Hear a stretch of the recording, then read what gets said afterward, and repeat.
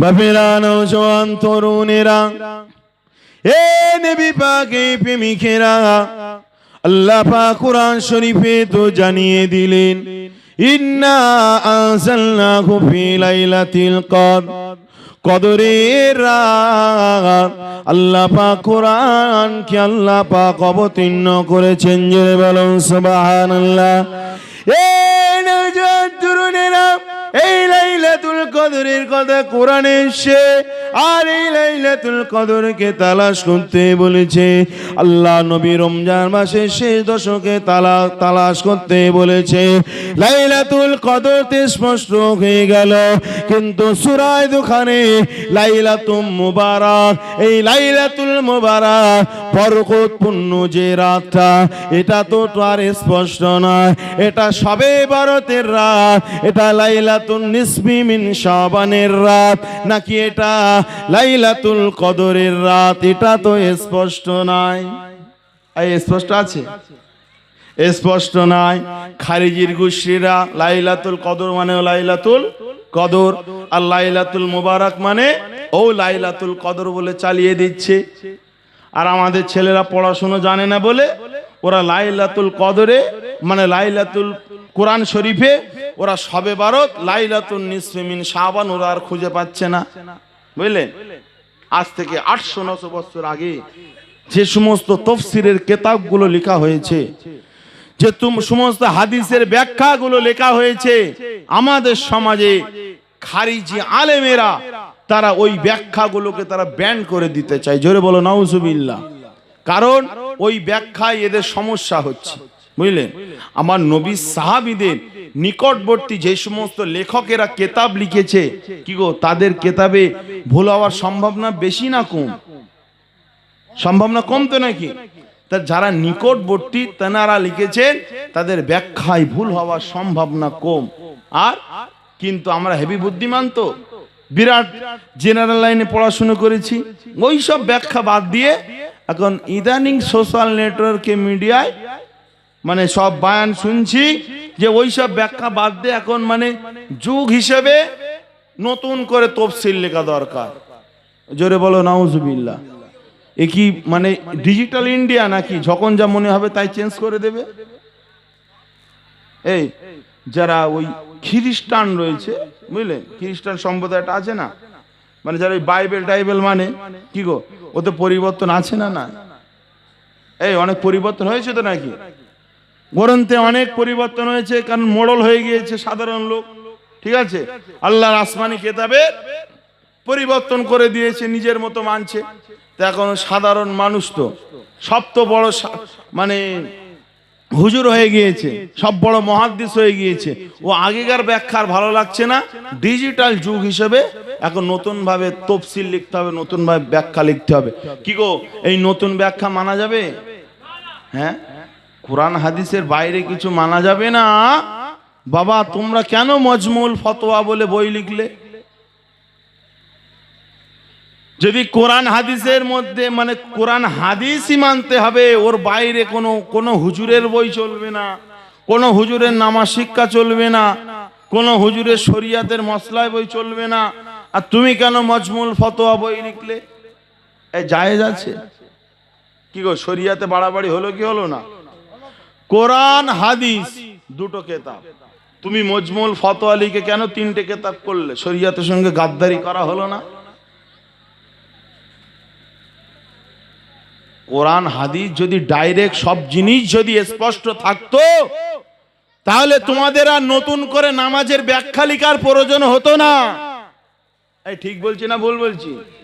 তাহলে তোমরা নতুন করে ব্যাখ্যা করেছো, নামাজ এমন নয় তেমন পড়তে হবে, সেহরি এমন নয় তেমন ভাবে করতে হবে, তোমাদের ব্যাখ্যাটাই যে সঠিক, এর কি দলিল রয়েছে?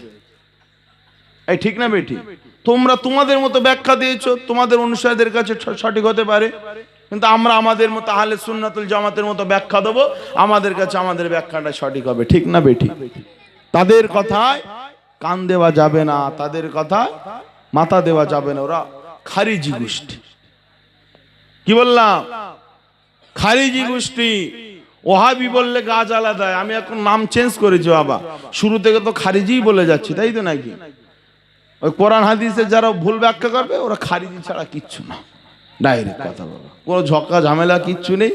আমি বলবো না একবারও আলে হাদিস সুন্নি বেরেলবি লামাজাবি কিচ্ছু বলতে যাবো না, ডাইরেক্ট খারিজি গোষ্ঠী, কোরআন হাদিসের অপব্যাখ্যাকারীরা ডাইরেক্ট খারিজ, ইসলাম থেকে খারিজ, ঠিক না বেটি?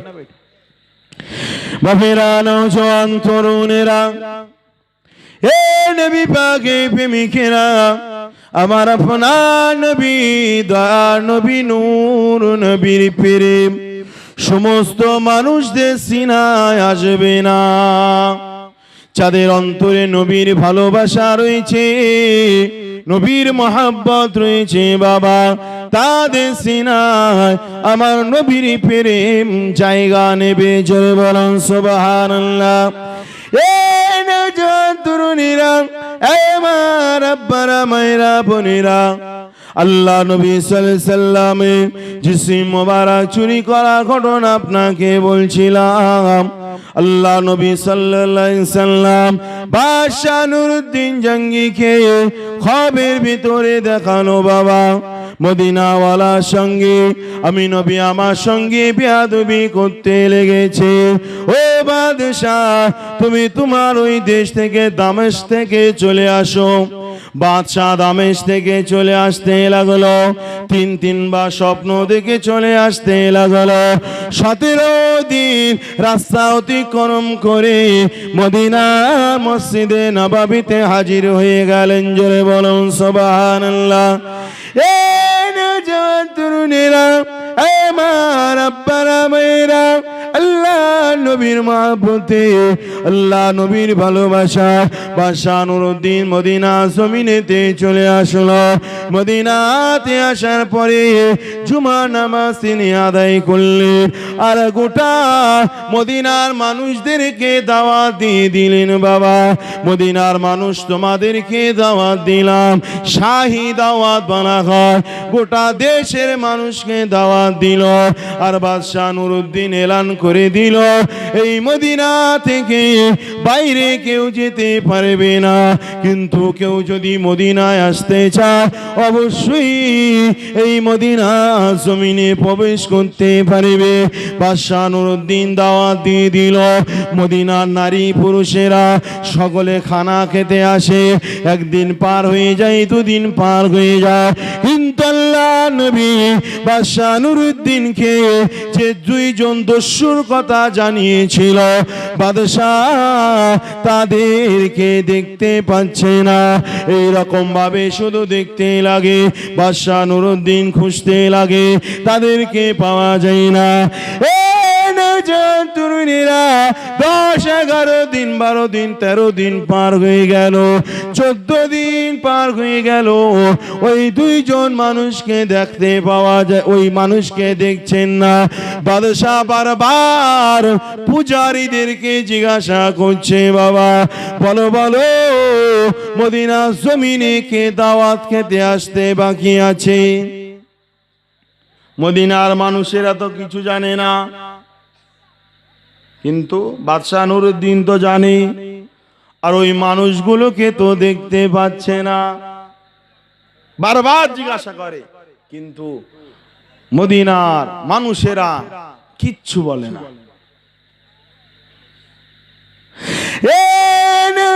তরুণীরা, আমার আব্বারা, মায়েরা, আমার বোনেরা, শুনে রেখে দেয়, বাদশাহ 15 দিনের মাথায় এমন করে ধমক দিয়ে বলল, মদিনার কে খেতে বাকি আছে? কারণ আমার নবী বলেছে মানে তো থাকবেই থাকবে, কিন্তু দেখতে পাচ্ছে না। ধমক দিয়ে বলে দিল, এই মদিনা জমিনে কে আছে? একজন উঠে ঠক ঠক করে কাঁপছে আর বলছে, হুজুর মদিনা জমিনে 2 জন ব্যক্তি রয়েছে, তারা বড় আল্লাহওয়ালা, তারা বড় তাহাজ্জুদ গুজারি, তারা এমন করে তাকওয়া পরেজগারি। হুজুর কারোর বাড়ি তারা কখনো খানা খায় না, প্রয়োজনে মদিনায় যাদের খাওয়া হয় না তাদের বাড়িতে খানা পৌঁছে দেয়। কি বুঝলেন?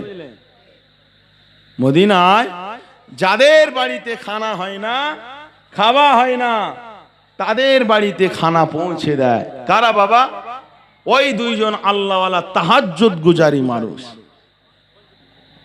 এই শোনেন, ওই যে মানুষটা বলল হুজুর দুইজন আছে, ওই মানুষটা বলছে আর ঠক ঠক ঠক ঠক করে কাঁপছে। কারণ কি? সে আল্লাহর ওলির বিরুদ্ধে বললাম বাদশাকে। এই এরকম সিচুয়েশন অনেক সময় হয় না? দেখা যাচ্ছে যে একটা মসজিদে একজন ইমাম সাহেব রয়েছে, সে নামাজ পড়ায় ঠিকই, কিন্তু অত তাকওয়া পরেজগারি হয়ে চলে না। কিন্তু একজন হাজি সাহেব রয়েছে, দেখা যাচ্ছে সে বিরাট তাকওয়া পরেজগারি করে চলে। কি গো, মানুষের নজর ওই ইমাম থেকে ওই হাক্কানি হাজি, ওর প্রতি নজর, মানুষের ভক্তি, ভালোবাসা, শ্রদ্ধা বাড়ে কি বাড়ে না? তো ঠিক এমনই সিচুয়েশন, পরিস্থিতি হয়েছিল যে মদিনার মানুষেরা ভাবছে যে এত বড় আল্লাহওয়ালা, মানে বাদশাহ নুরুদ্দিনের থেকেও বেশি বড় আল্লাহওয়ালা। এই পরিস্থিতি বুঝে আসছে। মদিনার মানুষেরা তাদের রূপ দেখেছিল, কিন্তু ভেতরের রূপ দেখেনি, বাইরের রূপ দেখে বিচার করেছিল। এই করেছিল কি করেনি?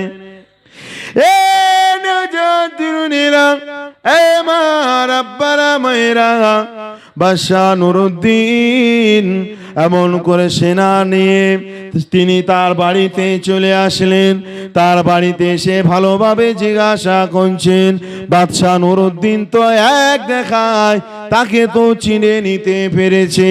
বাদশাহ নুরুদ্দিন চাইলে শাস্তি দিয়ে দিতে পারত, কিন্তু দুনিয়ার একটা নিয়ম রয়েছে, যার অপরাধ স্বীকার না পাওয়া যাবে, যার অপরাধের প্রমাণ না পাওয়া যাবে, তাকে শাস্তি দেওয়া যাবে না। এই দুনিয়ার নিয়ম আছে তো নাকি? যদি বাদশাহ নুরুদ্দিন করে দেয়, আল্লাহ বিচার করবে না, কারণ নবী বলেছে ওর উপরে আর ফায়সালা চলবে, ওর উপরে আর হাকিমের হুকুম চলবে, কিচ্ছু চলবে না। কিন্তু দুনিয়ার মানুষ এলজাম দেবে, বদনাম দেবে যে বাদশাহ নুরুদ্দিন একজন হাক্কানি ওলিকে, হাক্কানি আলেমকে, হাক্কানি তাহাজ্জুদ গুজারিকে বাদশাহ নুরুদ্দিন খুন করেছিল। এই ঠিক না বেটি? এখন নাই ঘটনাটা স্পষ্ট হয়ে গিয়েছে বলে আমরা ভাবছি না ঠিক করেছে, কিন্তু তখন তো খারিজি গোষ্ঠীরা বলে বলে তো বেড়াতো যে বাদশাহ নুরুদ্দিন একজন তাহাজ্জুদ গুজারি, একজন ওলিকে বাদশাহ নুরুদ্দিন খুন করেছে, ও বড় অন্যায় করেছে, বড় গুনাহের কাজ করেছে। এই ঠিক না বেটি? দুনিয়ার নিয়ম তো একটু মেনে চলতে হবে। বাদশাহ নুরুদ্দিন এবারে তার ফল খোঁজার চেষ্টা করছে।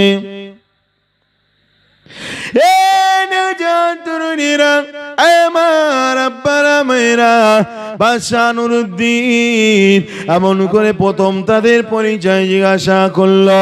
দুজন তার পরিচয় বলল। তারা বলল, আমরা অমুক দেশ থেকে এসেছি বাবা, হজের উদ্দেশ্যে এই মক্কা জমিনে, এই আরবে জমিনেতে এসেছিলাম। আজ থেকে 3 বছর আগে এমন করে এই জমিনেতে এসেছিলাম। আল্লাহর কাবা তওয়াফ করার পরে ওখান থেকে মদিনা জমিনে চলে গেলাম। মদিনা শরীফের জমিনে যাওয়ার পরে আহারে নবীর রওজা জিয়ারত করলাম। নবীর রওজা পাক দেখার সঙ্গে সঙ্গে নবীর প্রেম ভালোবাসা আমাদের সিনাটা ভরে গিয়েছে। ও বাদশাহ জাপানা, নবীর দেশ থেকে চলে যেতে হবে, এটা আমরা কখনো মেনে নিতে পারলাম না। নবীর ভালোবাসা এত বেড়ে গিয়েছে, আমরা নবীর ভালোবাসায় নিজের মায়ের মহব্বত ত্যাগ করে দিয়েছি, নিজের আব্বার মহব্বত ত্যাগ করে দিয়েছি। নবীর ভালোবাসা নিজের সন্তান স্ত্রীদের মহব্বত ত্যাগ করে দিয়ে ও বাদশাহ নুরুদ্দিন এই মদিনা জমিনে রয়ে গেলাম। আর নবীর প্রেমে নবীর দেশ মদিনা শরীফের দেশে মরণ পর্যন্ত থাকবো, এটাই প্রতিজ্ঞা করে নিলাম। এই সব জায়গায় সুবহানাল্লাহ। হ্যাঁ, দুষ্টু লোকের মিষ্টি কথা। এই ঠিক না বেটি? কি দেখাচ্ছে? নবীর প্রেম দেখাচ্ছে। নবীর ভালোবাসা দেখাচ্ছে, আহারে নবীর মহব্বতে এরা শালা এমন সই সই করবে যেন একদম দিলের কোন থেকে যেন নবীকে মানে। ঠিক না বেটি? কি গো, যে জিনিস নিয়ে বেশি ঘেঁটা হয় সেই জিনিসের বেশি ফল্ট বাইর হয় কি হয় না? হ্যাঁ, শোনেন, আহলে সুন্নাতুল জামাত আর আমাদের হানাফি মাযহাব, আপনারা হানাফি মাযহাবের তো নাকি ইমাম আবু হানিফা রাহমাতুল্লাহ অনুসরণ করেন, তাই তো? এই হানাফি মাযহাব আর আপনার শাফি মাযহাব বলে, মালিকি মাযহাব বলে, সকল ইমামগণের অন্তরে নবীর প্রেম ছিল। জোরে বলুন সুবহানাল্লাহ। ইমাম আবু হানিফাকে আল্লাহ এতটা কেন কবুল করলেন? নবীর প্রেম থাকার কারণ, অন্য কিছু নয়। পৃথিবীর জমিনে অনেকেই চেয়েছিল আমি আমার মতো করে ব্যাখ্যা করে শোনাবো, কিন্তু হয়নি কো। কিন্তু ইমাম আবু হানিফা থেকে শুরু করে 4 জন বিশিষ্ট ইমাম আমার নবীর প্রেমের দিকে খেয়াল করে ব্যাখ্যা করেছিলেন বলে আমার আল্লাহ পাক কবুল করে নিয়েছেন। জোরে বলুন সুবহানাল্লাহ। কি গো ভাই, হাদিস জাল আছে জয়ীফ আছে, তাই তো নাকি? এই জাল জয়ীফ আছে তো নাকি হাদিসে? তারপরে আপনার হচ্ছে কি সহি হাদিস আছে, এরকম অনেক রকম হাদিস আছে, বুঝলে? আর এইসব নলেজ মোটামুটি আলহামদুলিল্লাহ আপনারা কম বেশি হয়েছে। সহি হাদিস মানে বিশুদ্ধ একেবারে হাদিস, ঠিক আছে? জয়ীফ হাদিস, যে হাদিসের রাবির একটু গন্ডগোল রয়েছে, বুঝলেন, বর্ণনাকারী একটু গন্ডগোল রয়েছে। আচ্ছা বলেন, যে জয়ীফ হাদিস বলে যে মানাই যাবে না, এরকম কি কোনো শরীয়তের উসুল আছে? হ্যাঁ, শরীয়তে তেমন কোনো উসুল নেই আমার বাপেরা। সহি হাদিস বিশুদ্ধ ঠিক আছে, জয়ীফ হাদিস সেটা কমজোরি ঠিক আছে, কিন্তু কেউ যদি নবীর কথা মেনে যদি আমল করে ইনশাল্লাহ ওতে সওয়াব হবে, ওতে মর্যাদাটা বাড়বে। জোরে বলুন সুবহানাল্লাহ। কি গো বাপেরা, সব সময় কালারিং বলে না, সব সময় ফ্রেশ মাল ব্যবহার করলেই যে ওইটি ভালো এটা ভাববেন না। আমার আব্বা মারা গিয়েছে, আমার আব্বা মারা যাওয়ার পরে আমার ছোট ভাই কি করলো, আব্বার ওই কিছু টাকা রেখে যাওয়া টাকা পয়সা নিয়ে, দেখা যাচ্ছে 200-500 টাকা নিয়ে আমার ছোট ভাই একটা নতুন সুন্দর জামা পরে ঘুরছে আর দেখাচ্ছে, দেখ আব্বার টাকা জামা পরেছি। আর একজন ভাই সে কি করেছে, ওই আব্বার একটা ছেঁড়া মতো একটু পাঞ্জাবি ছিল, ও পাঞ্জাবি পরে ঘুরছে আর দেখাচ্ছে, দেখ আমার আব্বার কত মহব্বতের জামা ছিল, ভালোবাসার জামা ছিল, আমি পরেছি, এটা আমার সৌভাগ্য। কি গো, এখানে ও মানে নতুন নিউ মাল পরেছে, ওর মর্যাদাটা বেশি হয়েছে নাকি যে আব্বার ছেঁড়া জামা পরেছে ওর মর্যাদাটা বেশি হয়েছে? ছেঁড়াটাই বেশি হয়েছে। তো মেন অন্তরের ব্যাপার। ইমাম আবু হানিফা রাহমাতুল্লাহ আলাইহি তিনি যা বুঝতেন, আর আমাদের সমাজে যে সমস্ত বড় বড় হাদিস বিশারদ নামে যারা মুখে ফেনা তুলে ফেলায়, তারা কি ইমাম আবু হানিফা হুজুরের মতো বোঝে? এই বলেন না, আবু হানিফা হুজুরের মতো বোঝে? বোঝে না। কবে ইমাম আবু হানিফা হুজুর ইস্তেমবাদ করেছে, ইস্তেহাদ করেছে, আর এই এত বছর পরে, আপনার 1300-1400 বছর পরে খারিজি গোষ্ঠীরা তারা একরকম ব্যাখ্যা করছে। কি গো, ব্যাখ্যাটা কার নেব? ব্যাখ্যাটা কার নেব বলেন? আবু হানিফা হুজুর, কারণ উনি হলেন তাবিঈন, সাহাবীদের সোহবত প্রাপ্ত একজন মানুষ ছিলেন। জোরে বলুন সুবহানাল্লাহ। ইমাম আবু হানিফা হুজুর তিনি নবীর নিকটবর্তী হওয়ায় তিনি যে সমস্ত হাদিসগুলো, কি গো এই কথাগুলো বলছে অসুবিধা হচ্ছে নাকি? তিনি যে সমস্ত হাদিসগুলো নেওয়ার তিনি নিয়েছেন, আর যেগুলো চলবে না একেবারে তিনি সেটা বাদ দিয়েছেন। যেমন জয়ীফ হাদিস অনেক ক্ষেত্রে আমলের জন্য নেওয়া যায়। কেমন? ধরেন একজন নামাজি নামাজ পড়ে, ঠিক আছে, কিন্তু মাঝে মাঝে ওই নামাজি দেখা যাচ্ছে 2-1 ওয়াক্ত মাঝে মাঝে নামাজ ছেড়ে দেয়, কিন্তু ওই নামাজি জীবনে কখনো মিথ্যা কথা বলে না। ওই লোকটা জীবনে কখনো মিথ্যা কথা বলেনি, আর মিথ্যা কথা বলেও না। কি গো, আপনি কি তার কথা শুনে বিশ্বাস করবেন না? সে নামাজ পড়েনি, ঠিক আছে, দু এক ওয়াক্ত, কিন্তু মিথ্যা কথা বলে না, এই বিশ্বাসটা তার উপরে করা যায়। কিন্তু আর একজন সে নামাজ পড়ে কিন্তু সে মিথ্যা কথা বলে, তার কথা মানবে? মানবেন না। তো সাহাবীদের বিদ্যা জ্ঞান বলেন, মানে কুওয়াতে হাফেজা, স্মৃতি শক্তির কথা বলেন, এরকম কিছু গুণ রয়েছে।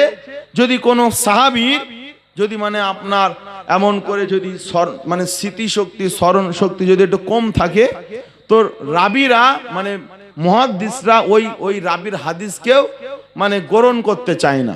বুঝে আসছে কথা? তো ইমামে আজম আবু হানিফা রহমতুল্লাহ আলাইহি তিনি তো ভালো বোঝেন যে এই হাদিসটা অমুক সাহাবী বর্ণনা করেছে, ওই হাদিসটা অমুক সাহাবী বর্ণনা করেছে। তিনি দেখেছেন তার ভেতরে তাকওয়া পরেজগারি কেমন, তার স্মৃতিশক্তি কেমন, মেধা শক্তি কেমন, সব কিছু দেখছে এমন একটা ভুল রয়েছে, কিন্তু ওই ভুলটা থাকার কারণে এই হাদিসটাই যে অস্বীকার করতে হবে তেমন কোনো বড় কারণ নেই। বুঝে আসছে কথা? আমি যেমন বললাম, ও নামাজ দু এক ওয়াক্ত পড়িনি ঠিকই, কিন্তু ও যে আপনার কথাটা আমার কাছে পৌঁছে দিল, আমার দৃঢ় বিশ্বাস আছে ও হয়তো নামাজ পড়িনি, কিন্তু ও যে কথাটা আমাকে শোনালো, কথাটাই কোনো ভেজাল নেই। এই বুঝে আসছে কথা? তো ইমাম আবু হানিফা রহমাতুল্লাহ আলাইহি তিনি তো নবীকে ভালোবাসে, যেটা জয়ীফ হাদিস ওটাও তো নবীর হাদিস। তো ইমাম আবু হানিফা রহমাতুল্লাহ আলাইহি তিনি নবীর মহব্বত, ভালোবাসা, প্রেমে মানে সিনাই রেখে ওই হাদিসগুলোকে ইস্তেহাদ করতে করতে করতে করতে করতে করতে যে হাদিসগুলো আমলের জন্য যোগ্য, তিনি ওই হাদিসগুলো তিনি উম্মতের মাঝে বায়ান করেছে, যে হাদিসগুলো তোমরা আমল করবে, এটা রাসূলুল্লাহ সাল্লাল্লাহু আলাইহি ওয়াসাল্লামের হাদিস। জোরে বলো, জোরে বলেন না সুবহানাল্লাহ। তো ব্যাখ্যা ওদের নেবে না এদের নেবে? হারিজি গোষ্ঠীরা তারা তো কোরআন হাদিসে তো তারাবির নামাজ তো খুঁজেই পায় না, ওরা শুধু পায় কিয়ামুল লাইল মানে তাহাজ্জুদের নামাজ আর শবে বরাতের নামাজ, শবে বরাতের ইবাদত, শবে বরাতের গুরুত্ব মর্যাদা খুঁজে পায় না বলে খারিজি গোষ্ঠীরা তারা পতিতালয়ে যাওয়ার ফতোয়া দিয়েছে। জোরে বলেন নাউজুবিল্লাহ। মানে ব্যাপারটা, ফতোয়াটা কেমন ডেঞ্জারাস জানেন? কেউ যদি সওয়াবের উদ্দেশ্যে মসজিদে যায় শবে বরাতকে কেন্দ্র করে, ওর থেকে ভালো যে ও যদি গুনাহ মনে করে পতিতালয়ে যায়। জোরে বলো নাউজুবিল্লাহ। আসেন বাপেরা, নওজোয়ান তরুণেরা, এ নবী পাকের প্রেমিকেরা, কোরআন বলছে বলে গলে গেলে হবে না, হাদিসের রেফারেন্স বলছে বলে তাদের কথাই গলে গেলে হবে না। যদি ব্যাখ্যা আপনাকে মানতে হয়, আহলে সুন্নাতুল জামাতের ব্যাখ্যাকে মানতে হবে। এ নওজোয়ান তরুণেরা, সূরা দুখানে আমার আল্লাহ পাক লাইলাতুল মুবারাকার যে কথাটা বলেছিলেন বাবা, ওই লাইলাতুল মুবারাকা বলতে কোন রাত বাবা?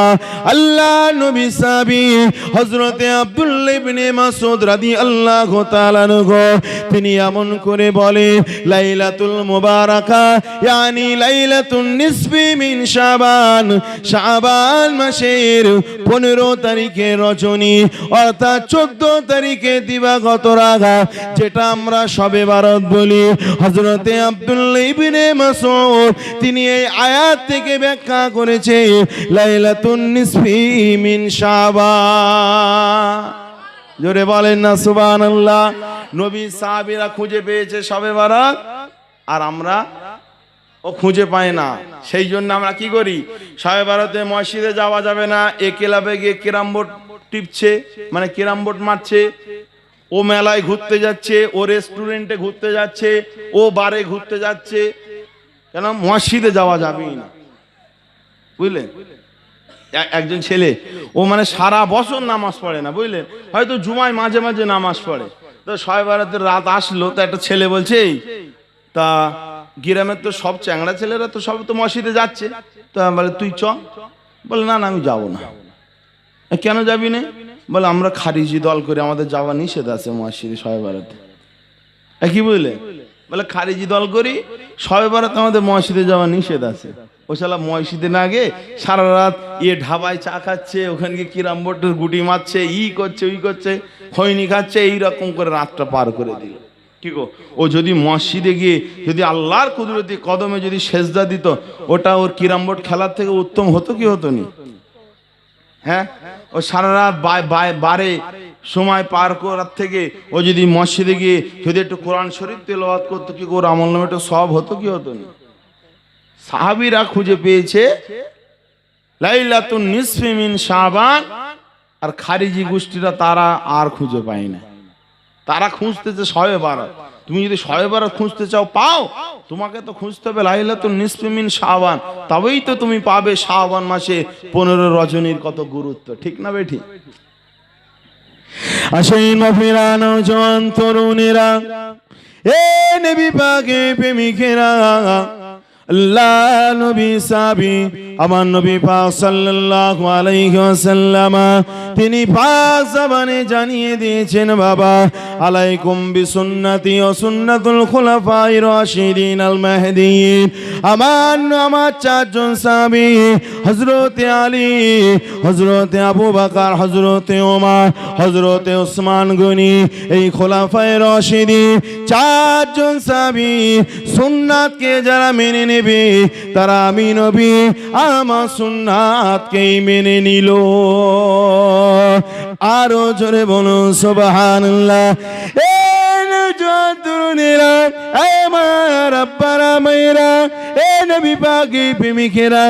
আল্লাহ নবী সাহাবী হযরতে ওমর হুজুর যার শানে আল্লাহ পাক কোরআন শরীফে আয়াত নাযিল করেছে, এমন ব্যক্তি হযরতে ওমর হুজুর।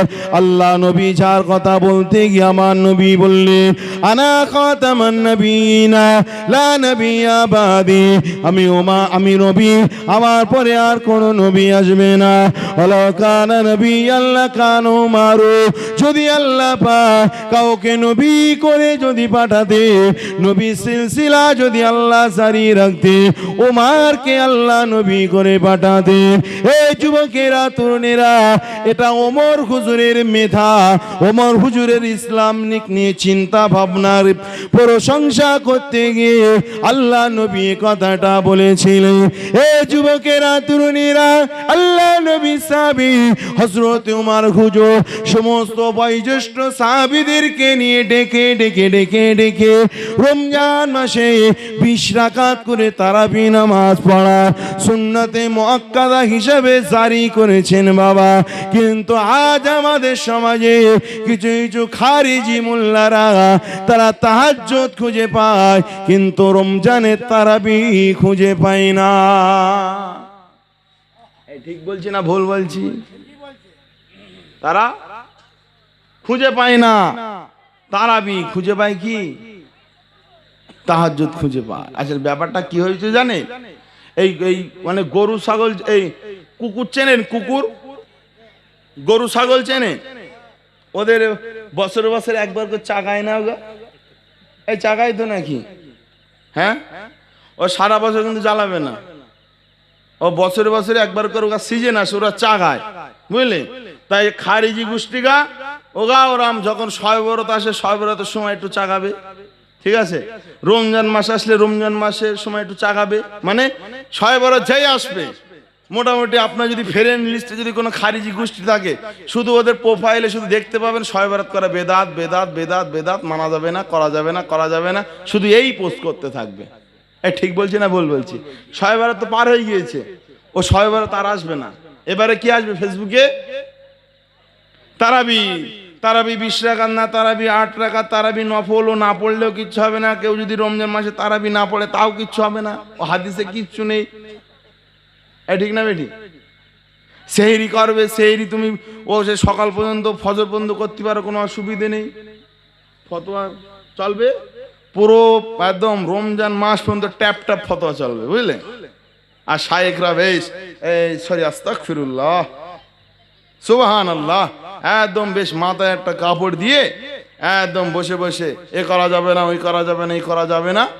এইবারে যেই রমজানটা মোটামুটি পার হয়ে যাবে, এবার যেই বকরা ঈদ আসবে, তখন ও 7 ভাগে 1টা গরু দেওয়া যাবে না, বুঝলেন না? ও চলে যাবে, যে ওটা পার হয়ে যাবে। তারপরে আসবে আপনার রবিউল আউয়াল মাস, আমার নবী পাক সাল্লাল্লাহু আলাইহি ওয়াসাল্লাম শুভাগমন, তখন এবার চাগানি উঠবে। যে নবী দিবস পালন করা যাবে না, এ পালন করা বেদাত। মানে ওরা সিজন আসে, চাগানির সিজন আসে, আল্লাহ হেফাজত করে বলেন আল্লাহুম্মা আমিন। ওরা সব ঠান্ডা থাকে, যে এইগুলো আসে তখন ওদের গা জ্বালা দেয়।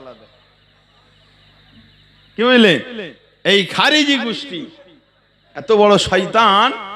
আমার নবী সাহাবী হযরত ওমর হুজুর, তিনি বা জামাত 20 রাকাত তারাবি নামাজ তিনি আমার নবী সুন্নাত হিসেবে প্রতিষ্ঠিত করেছিলেন। জোরে বলুন সুবহানাল্লাহ। ওয়াহাবিরা তারা তো নামাজ পড়তে চায় না। যদি ডিসকাউন্ট করে দেয়, যদি দুটো মুসল্লি বাড়ে, যদি দলে দুটো লোক বাড়ে, আলহামদুলিল্লাহ। এই ঠিক বলছি না ভুল বলছি ভাই? ওয়াজ করতে একটু কষ্ট হচ্ছে ঠিকই, বুঝলেন, গলা না ব্যথা হয়ে গিয়েছে, বুঝলেন। কিন্তু ওই কদিন একটু রেশ আছে, বুঝলেন। কালকে যদি আল্লাহ চাই হয়তো কালকে থেকে তারাবি হবে, বুঝলেন। আমি গলা চিরুক ফাটুক আর ভাঙুক ছাই হোক, গেদা বলেই যাবো। এই আপনার একটা আওয়াজটা বুঝতে পারছেন তো?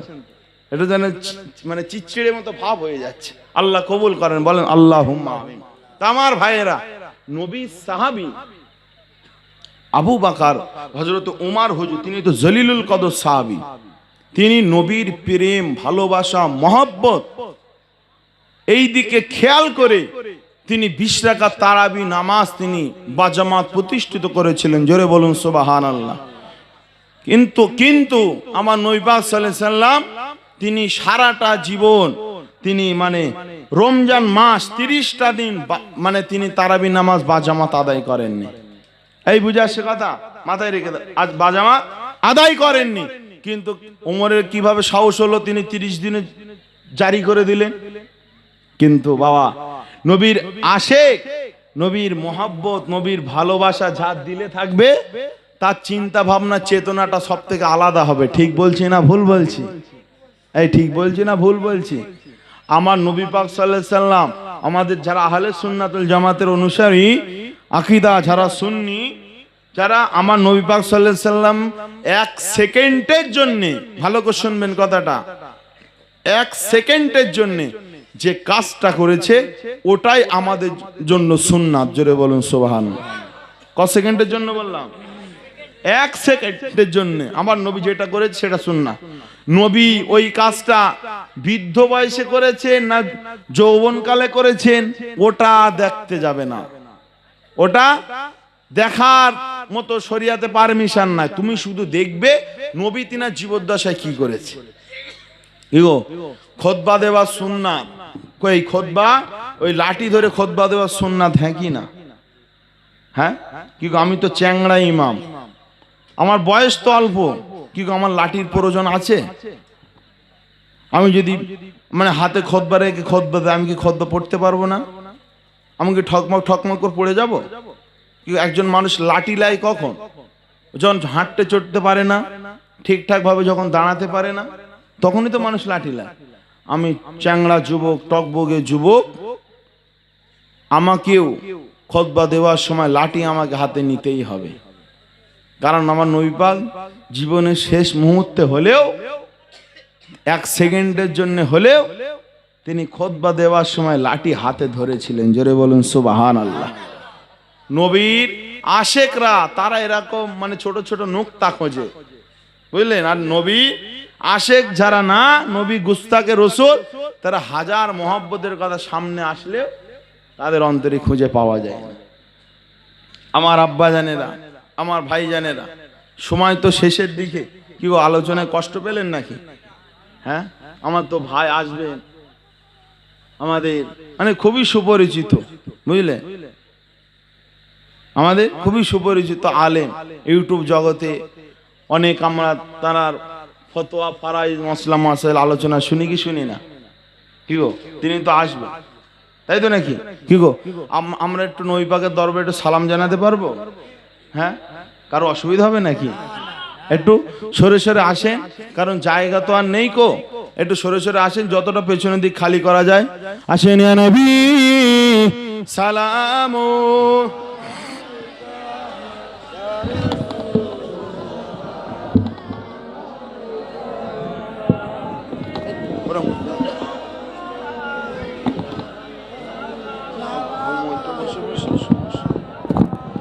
চিন্তা না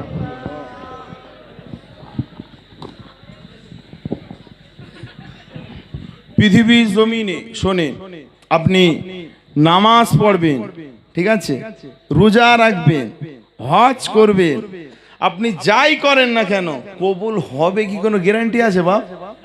হ্যাঁ, কিন্তু একজন সে বেনামাজি হোক, সে পাপী হোক, সে গুনাহগার হোক, সে যদি আমার নবীর উপরে দরুদ সালাম যদি পড়ে, আল্লাহ পাক ওইটা কখনো ওর ফেরত দেবেন না। জোরে বলুন সুবহানাল্লাহ।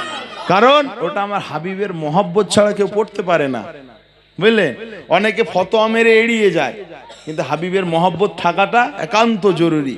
কাজেই যে আপনার ছেলের প্রশংসা করবে, বোঝানোর জন্য বলছি, যে আপনার ছেলের প্রশংসা করবে সে আপনার বড় শত্রু হলেও আপনি তাকে ভালোবাসবেন কি বাসবেন না? কারণ ও আমার ছেলের প্রশংসা করেছে, ও আমার ছেলের কল্যাণ কামনা করেছে। তো আমার আল্লাহর ভালোবাসার জিনিস হলো আমার নবী পাক সাল্লাল্লাহু আলাইহি সাল্লাম। যারা বলুন না সুবহানাল্লাহ। কি গো, নবী ইব্রাহিম আলাইহিস সালাম, তিনি একটা লাকাব ছিল ইব্রাহিম খলিলুল্লাহ, তাই তো নাকি? আর আমার নবীর নামে লাকাব হাবিবুল্লাহ। যারা বলুন সুবহানাল্লাহ। খলিল মানেও দোস্ত, হাবিব মানেও দোস্ত, কিন্তু খলিল ওই বন্ধুকে বলা হয় যে প্রার্থনা করে, মানে খলিল যিনি আল্লাহকে পাওয়ার জন্য নিজের জীবনটাকে উজাড় করেছেন, ইব্রাহিম আলাইহিস সালাম, তাই তেনাকে খলিলুল্লাহ বলা হয়। আর আমার আল্লাহ পাক আমার নবীকে ভালোবাসা দেওয়ার জন্য তিনি আরশে আজিমে ডেকে নিয়ে গিয়েছেন ভালোবাসা দেওয়ার জন্য। এই জন্য ইব্রাহিম আলাইহিস সালাম আল্লাহকে চায়, আর আমার আল্লাহ আমার নবীকে চায়। জোরে বলুন সুবহানাল্লাহ। সেই জন্য আমার আল্লাহ আমার নবীকে ভালোবাসে। এই ভালোবাসায় কেউ যদি দরুদ পড়ে, সে যত বড়ই গুনাহগার হোক, তার গুনাহগুলো আল্লাহ মাফ করে দেয়। কেউ যদি নবীর দরবারে সালাত ও সালাম জানায়, আল্লাহ এই আমলটাকে তার জিন্দেগি থেকে মুছে দেয় না। বলুন না সুবহানাল্লাহ। সেই নবীর উপর আমরা দরুদ পড়ব, মহব্বত ভালোবাসা। ইয়া নবী সালামুন ইয়া রাসূল।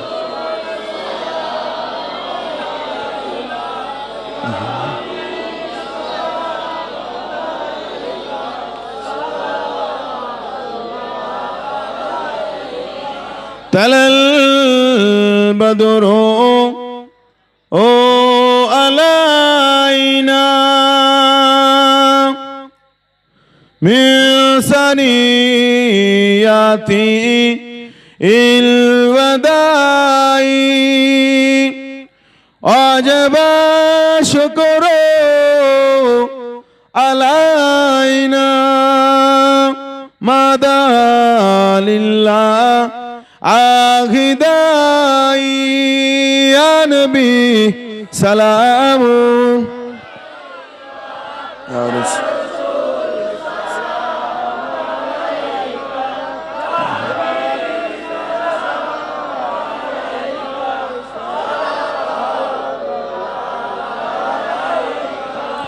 जब नबी पैदा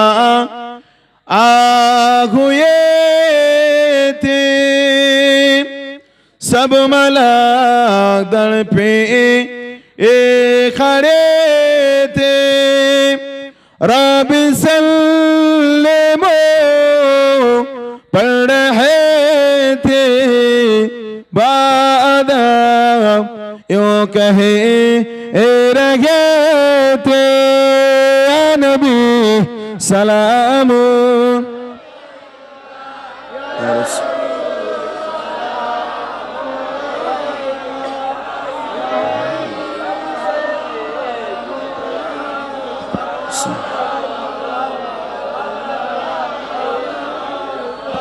أنت شمس أنت بدر أنت نور فوق نوري أنت يسير غالي أنت مصباح صدوري يا نبي سلام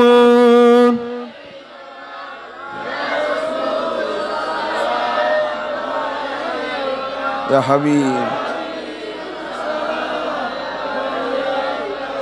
صلوات আমার পিছনের ভাইয়ের একটু সরে সরে আসেন, সরে সরে এসে একটু বসেন।